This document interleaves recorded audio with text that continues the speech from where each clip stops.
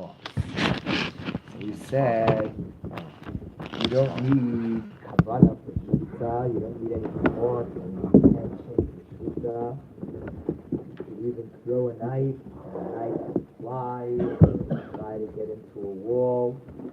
While it's flying, it slits the knife and throws a chicken or an animal twice, slitting and then hitting a wall, bouncing back and again.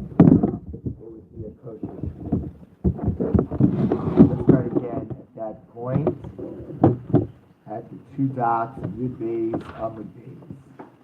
Rabbi Chia bar Abba said, wait, Rabbi Yochanan, the question, Chatan, yesh lo machshava, or ein lo machshava. Whenever we need thought, let's say, shechting the carbon, it has to be shechting. We learned in the beginning of Zvachim, the shem chatas, the chatas, the sake of ola. So for Chatan is slaughtering the chatas and saying, I'm slaughtering it for the sake of chatas. That's considered having invested the act with thought.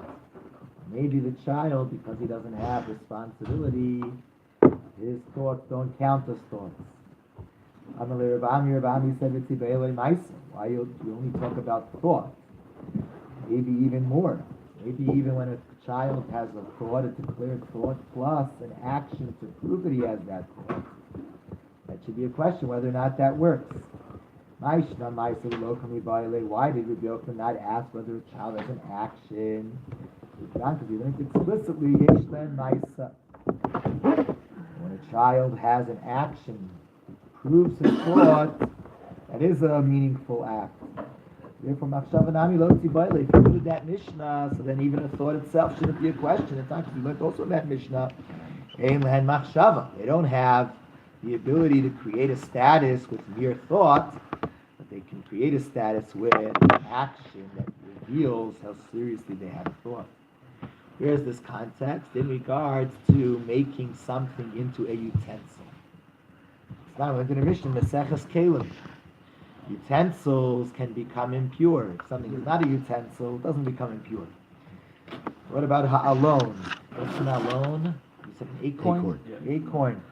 Acorn, a harimon, or a pomegranate, or an egos, or a walnut. If chakakum tinokos, if children made a hole in their side, and thereby turned them into a measuring cup, limdod bahen afar, to now be used as some type of receptacle to measure dirt. Oh, shitkin lakafnos nayim, or they emptied them out and then they made them into scales. So that little things can be put in them to be measured on the scales. Now they've become a utensil, they are impure. Even though it was tinokos, it was children who did this. Since there was an action of emptying out the fruit and fixing it up to be a utensil, so an action combined with an intent, the action shows us how seriously they intended what they intended, and the intention is a meaningful intention. And this object now is no longer defined as fruits, it's no longer defined as peels, it's defined as a utensil, and it can be makabel tumah, it can become impure. However, continues that very same Mishnah, continuing now into today's daf, Yud Gimel Amud Aleph, Ein lahen machshava. But children don't have the ability to make something considered a utensil just by means of thought. So let's say it's not that the child emptied the fruit, but the fruit has already been emptied. Someone else ate the fruit of the walnut, and he broke open the walnut. And now there's some walnut shells on the table. The child comes by and says, oh, these walnut shells, I'm going to use them in a scale. I'm going to use them as a toy. They are utensils. And they don't have the status halachically of utensils. If a dead rodent falls on those shells, they don't become tummy. As if a child did an action, the child emptied the fruit out, the child fixed it up to make it a utensil. The action of a child married with the declared intent of a child can make a difference, but just the declared intent alone cannot make a difference. So what was Rabbi Yochanan's question? Rabbi Yochanan says, children, do they have machshava? What do you mean, do they have machshava? We know they don't have machshava, but they have ma'isa. Amar leis, Rabbi Bar Abba responded to Rav Ami. Machshava greidasa lo kami bayale. Your thought was never a question for Rabbi Yochanan. Of course, just a thought, as you've proven. Children don't have that. He kami bayale, but the question was what you're calling ma'isa. Let's say the child doesn't explain what he's doing, but machshavta nikeres mitoch mas. But you can figure out that he's trying to have a certain intention. He's basically trying to do something from his actions, but he didn't declare it. To go on, for example, the following. Let's say there's an animal which is a karban ola. This karban ola is in the southern side of the Beis Hamikdash. It's to the south of the Mizbeach.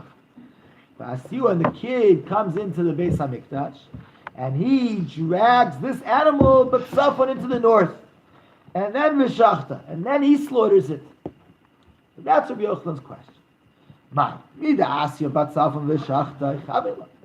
So the fact that the child is dragging it to the north, and then the child is slaughtering it, that's proving to you that the child is intending to shecht ola, for kedushas ola. That's why he made a point of bringing it to the north, where the ola is supposed to be slaughtered. Well, Dilmar, maybe not. He didn't say he's doing it for ola. So maybe he just didn't like this spot. He didn't like the south for whatever reason. It was too tight. It didn't work out for him. He got nervous there. So he moved to the north. And therefore, it's not a shkitas ola. That's the question. Gemara says, if that's the question, Rabbi Yochanan already taught us that somewhere else. It's not. We learned in a Mishnah, again, in regards to machshirin. Machshirin is something that we learned earlier in Shas. You learned it in Bava Metzia. The Torah says about the produce, Yutan mayim al zera, and when water will be placed on seed, then then if a dead body falls onto the seed, it becomes tamei. So that teaches us that produce cannot become tamei, food cannot become tamei until it is washed, until it is washed off. If the food was never washed off, it doesn't have the ability to become impure. Now the Torah says kiyutan, when water will be placed, but it spells it without a vav, but rather yud taf nun, kiyitain, when he will place. So it's spelled as when he will place, but it's read as when it will be placed. So that's to teach us that even if the water is placed, it has to be placed willfully, as if he placed it, as if he has to say, I want the water to be there. If he says, I want the water to be there, then it is makshir, it makes the item able to become tamei. Not rain. Unless he says, I like the rain. Right? If he says, I like the rain, then the rain can do it. If he says, I don't want the rain, and the rain comes down, it would not make it mukhshar. It's not, and we learned in the Mishnah, Mesechas Machshirin, Hamalet Peirosav Legag, Yipnei Aknima. Let's say a person puts the fruits, the food, up on a roof. Remember, in Israel, they don't have rain for about 6 months of the year. So they used to have flat roofs. 6 months of the year, they knew there was going to be no rain, and they used to use the roofs as storage area. So a person takes his wheat and puts it on the roof, not because of rain, but because there are mosquitoes in the grain. He wants to get the mosquitoes out. So he puts the grain on the roof. And then he leaves them there for months. Yared aleihem tal. And dew goes on them. Now dew is a liquid, one of the 7 liquids. It should be able to be considered rinsing them off. Einan b'chu yutat. That grain is not mukhshar l'kabel tumah. Doesn't fit into the pasuk of when water will be placed, because it's not being placed willfully. However, in this kaven l'kach, but if he put the grain on the roof because he wanted the dew to be on the grain, rehu b'chu yutat, that would make the grain mukhshar l'kabel tumah. What about Helam Cheireshot V'Katan? Let's say it was a minor, or an imbecile, or a deaf mute who puts the grain on the roof to get rid of the mosquitoes. Afal Pishin Eskavnu L'Kach, even if they then are happy with the dew or happy with the rain, Einam B'Chiyutan, because It's not considered muksha l'kabel tumah. Yipnei sheyesh lahen ma'isa. Children have the ability to do an act for a particular intent. Here, the act of putting it there was there for the mosquitoes. Once it was there, they then say, okay, now I like the grain, I like the dew, I like the rain. Okay, that's just a machshava. That's not an act that proves the machshava. And therefore, they don't have the ability to make the grain mukhshar. Rabbi Yochanan said, Lo shana. When do we say that when the children say they like the dew is not going to be machshir, not going to make the grain able to accept impurity? That's if the child only makes a declaration. He says, I like the dew on it. But he doesn't go up there to move the grain around so that it can get more dew. But if he's turning them over so that the other side will also get dew, so what do you see that according to Rabbi Yochanan? If a child doesn't act, which is clearly for a particular reason, then the act and reason do have the ability to create an impact. So you said, Rabbi Yochanan had a question, just thoughts of a child. So we don't understand the question. Just thoughts of a child clearly is not enough. And if it's thoughts with an action, it is enough. So what's Rabbi Yochanan's question? The Gemara suggests like this. This is the question of Rabbi Yochanan. That an act of a child which is expressive of a particular thought has an impact that's clear. That's what you see from the laws of machshirin. That if a child is the one turning over the grain so that the other side should get dew, then the dew makes all of that grain able to become tameh. But now Rabbi Yochanan's question was like this. The oraisa. Do we say that machshavto mitoch maisav, that when you understand his thoughts based on what he was doing, that type of thought and action has the ability to have an impact? Is that a biblical concept? Or maybe it's only a Derabanan, maybe it's only a rabbinic concept. And if it's only a rabbinic concept, maybe it's only said l'chumra. It's said as a stringency. So in regards to making the grain able to be makabel tumah, yes, because that's a stringency. But in regards to saying that an animal that had been in the south and now he moved it into the north and he slaughters it to be a kosher olah, that's already a leniency. Maybe in regards to that, the rabbis never said that a child can do so. That's proposal number one. Rav Nachman bar Yitzchak, Masni Hachi. Rav Nachman bar Yitzchak taught this discussion of Rabbi Yochanan and Rabbi bar Abba and Rabbi Ami in a different way. This is the way he taught it. Rabbi bar Abba taught by Rabbi Yochanan the following question. Katan yesh lo ma'isa, ein lo ma'isa. If a child does an act, the act clearly reveals what he's thinking. And more than that, he even said during the act what he was thinking. He took the animal from the south to the north and said, I'm doing it because it's an olah and I want to slaughter in the north. Is that considered a meaningful act or not? Rabbi said to Rabbi, why didn't Rabbi Yochanan ask about just a thought? Why is it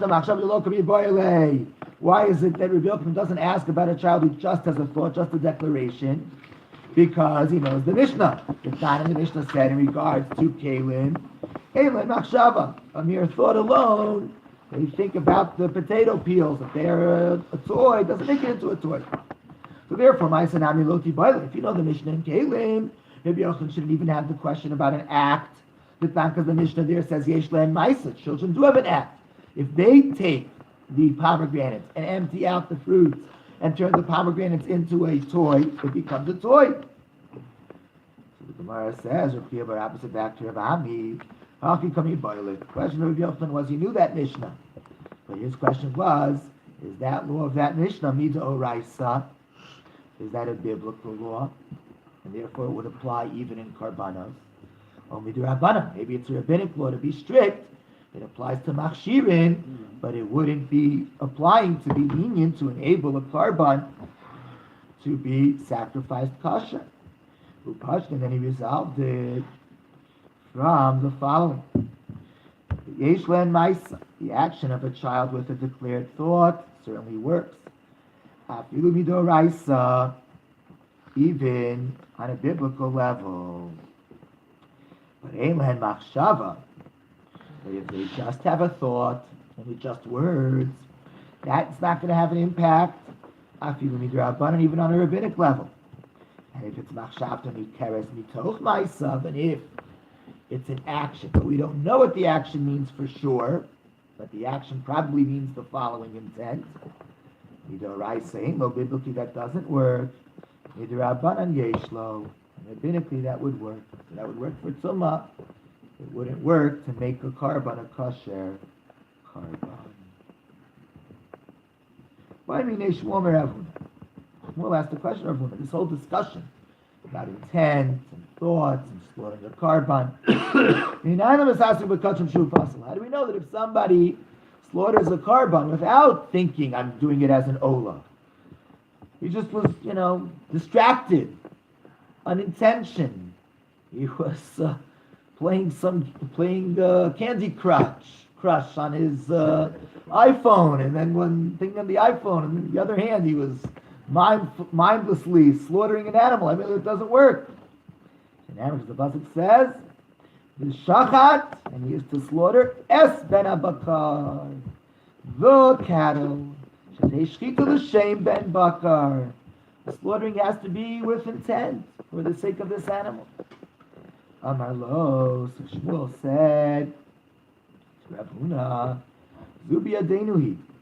I know that pasuk, but maybe that pasuk is just saying that it's lechatchila. And the best way, the mitzvah min amilkar, the best way to do a carbon is to slaughter it with intent. La'aken minayin. How do we know that's an absolute requirement? And if he doesn't have intent and just does it mindlessly, it's not kosher. Amar leis, he said to him, pasuk says, "L'rtzonchem tizbachu, to your will you shall sacrifice." That means v'da'atchem zibochu, to your intent, to your understanding, to your intentionality, you shall slaughter. Okay. Amen. Rabbi, didn't we learn the opposite in Tzvachim? Didn't we say that the person, because we're concerned he's going to have pickle, he should always just have stomp? Like you shouldn't be thinking about which carbon. Oh, so you should have some. You should know it's a korban, but you shouldn't decide which korban. Yeah, that's what we're saying. That's correct. Now the next Mishnah takes us to a topic that Baruch had brought up earlier in the Masechta, the slaughtering of a Gentile. Shchitas ovei kochavim. If a Gentile who worships idols slaughters an animal, not a good shchita, it's an avela. The animal is now nevela. It's as if the animal is shot in the head. And then there's an impurity. In the time of Imasa, if somebody carries it, just the transport of it would make the transporter impure. As the Gemara, nevela in. You're saying that if a non-Jew who worships idols slaughters an animal, it's a nevela. It's not a kosher shchita, you can't eat it, and it's coming. But Isra no lo, but you don't say that it is takrovas avodah zarah. You don't say that it is an offering to his avodah zarah. It doesn't become prohibited to get benefit from it. So man Tana, who's the Tana who holds that the slaughtering of a non-Jew who worships idols does not make it into avodah zarah? Amar Rab Chia bar Abba, Amar Rab Chia bar Abba, Amar Rab Yochanan, Rab Chia bar Abba, and Rab Yochanan again. Lo Rab Elazar. It's not like Rab Elazar. Here, Rabbi because Rabbi Elazar, Amar, he's going to say later, even a Jew who slaughters on behalf of a non-Jew, that animal becomes prohibited to get any benefit from it. Because Stam Machsheva, so with Kochavim, Avodas Kochavim, that is the typical thought of a Gentile who worships idols, is about idols. So he would say that if a Gentile worships idols, slaughters an animal, he's certainly slaughtering it as avodah zarah. Therefore, it would be prohibited to get any benefit from it. Rabbi Ami said, that's obvious. But Hachi Katani, what we should be deducing from the Mishnah is like this. Shchita with kochavim nevela. The shchita of a Gentile who worships idols, it's not kosher. Unlike the view that says that the shechita of a Gentile who worships idols makes it asur hana, that you can't even get benefit. Hadamin, but why did the Mishnah only speak about an oved avodah zara? Why not? Why not worse? A min is an ideologue. In this context, it means a Gentile priest. The min, if a priest slaughters an animal, avodas kochavim, that's already considered an offering to avodah zara. You can't get any benefit from it at all. If that's the case, Ksnina, this implication of the Mishnah is teaching us to what we've learned in a brisa. The brisa says, shchitas min, the slaughtering done this time by a Jew, certainly by a non-Jew, by a Jew who is a heretic, who's a priest for avodah zara, avodas kochavim. That is a slaughtering for avodah zara, and you can't get any benefit from it. So, and the bread of the Jew who is a priest for avodah zara is paskuti. It's like the bread of a non-Jew, you can't eat it. Yeno, his wine, you can't get any benefit from it. His wine plus avodah zara. Svara, whatever the Holy Spirit writes, the Torah should be burned. They have the law of Sifrei Kosmos. They have the law of books of magicians. They're written for avodah zara. Peirosa, and whatever grain he has, is tfalim. It's assumed that he didn't separate Chumas and Ma'aser, even worse than mine. It's full pepper. Some say, if you have a Jew who is a priest for avodah zara, Banav mamzerim, you assume that his sons are mamzerim. They assume that his children are mamzerim, because if he's so terrible, he's a Jew who left Judaism to become a priest for avodah zara, he's probably also not careful that his wife stay loyal to him, and he just allows his wife to sleep around. So his children are not his children; they're children from those who he slept around with, or she slept around with. Tanakh says, no, listen, he's a bad guy. He worships avodah zara, but he still wants his wife to be loyal to him. Therefore, ishto lo mafki, is not going to make his wife hefker. Okay. Amar Mar, we just learned shchitas oved kochavim nevela. Okay, non-Jew who worships idols, if he slaughters an animal, it's not kosher, and it creates impurity, but you could get benefit from it. Ask the Gemara here on the second line, why aren't we worried that maybe this non-Jew who worships idols is more than just a non-Jew who worships idols? Maybe he's an ideologue, maybe he's a heretic, maybe he's a priest, and therefore he did for avodah zara. Rav Nachman, Rav Baravua, ein minin b'umos of the kochavim. We don't have so many priests amongst them. Most of the non-Jews who worship idols, as we're going to see, they just go through the motions. They're not really passionate believers. Every time they're going to worship and do it for avodah zara. So what do you mean by that? But we see that there are plenty of non-Jewish priests that do believe in their stuff. How do you say that they don't have that? I say like this: yeah, they have priests, but most of them are not. We follow a rove. Most of them are just going through the motions. They're not really hardcore ideologues. At every chance they get to offer something for their idol, they're doing it for their idol. Rav Nachman holds. Nachman said, he agrees with what Rav Chia bar Abba said in Rav Yochanan. The Gentiles outside of the land of Israel in Iraq, they don't really worship idols. They don't believe in the crosses and these other things. They're just following the traditions of their fathers. Their fathers had a bush and presents under the bush on December 25th. So they also have a bush and presents under it. They don't really believe in the virgin birth or any of those things. They don't believe any of that stuff. They're not running to mass at midnight. And if they are, they're just doing it for the social aspect. They don't really believe. They're not really worshiping. So therefore, If you see a Gentile who worships, who slaughters an animal, you don't have to assume that he messed it up. Rabbi Yosef bar Menyumi, Rav Nachman. Rabbi Yosef bar Menyumi also said in the name of Rav Nachman, "In minyan b'umasov dekochavim." Those Gentiles who are worshiping idols don't have the status of priests. In regards to what? In regards to slaughtering. We say that when the Gentiles slaughter, we don't say that what they slaughtered is prohibited. But we said in the Brisa that if a Jewish priest for Avodah Zarah slaughters, you're not allowed to get benefit from it. So certainly if a non-Jew does it, you shouldn't be able to get benefit. So what does it mean that when Nachman said that ain't meaning Limo reads in the Gemara says in Avodah Zarah. Gemara says in Avodah Zarah, meaning Moridin also labor. The meaning we would help them get them lowered down into a pit, and then certainly not take them out of the pit.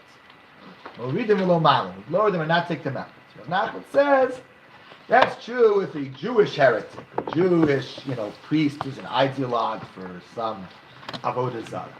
But if it's a Gentile who's a priest for Avodah Zarah, we wouldn't drop them into a pit, places where we live.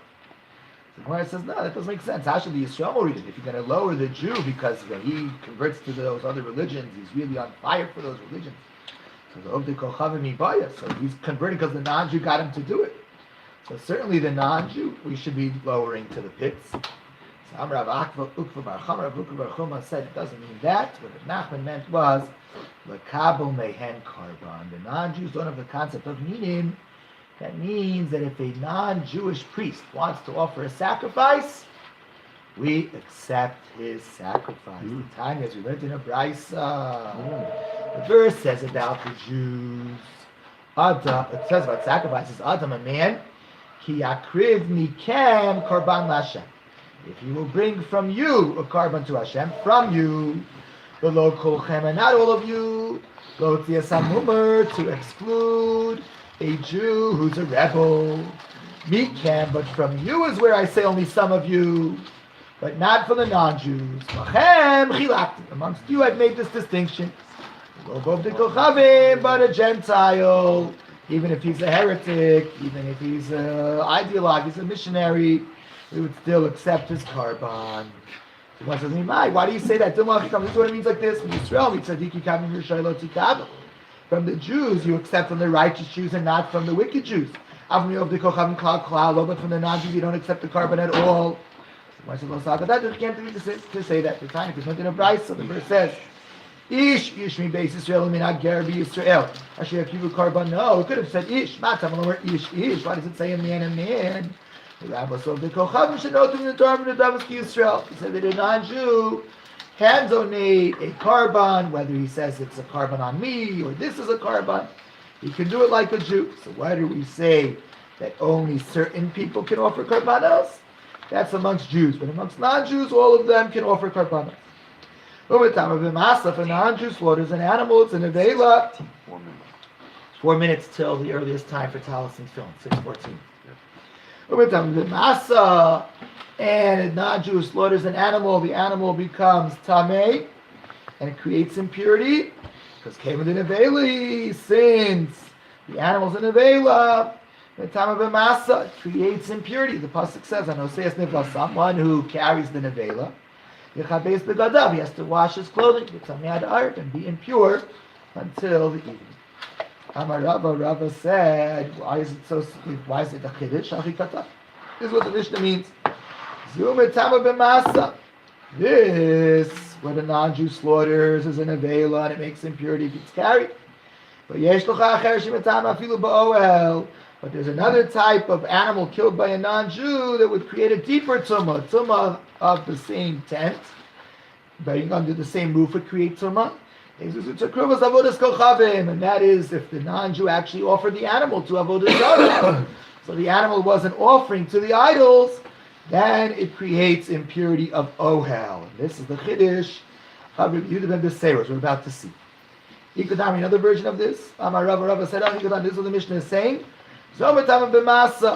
This is the thing which creates a tumah through carrying. But there's another slaughtered by a non-Jew animal, shikazu, which is like this. Metama b'masa creates impurity by carrying, and it also, but it does not create impurity through the tent.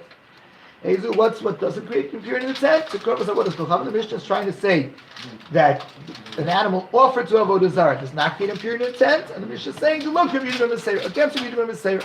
What's this Rabbi Yehuda ben Meseira? The time when we learned in a brisa. Rabbi Yehuda ben Meseira Omer.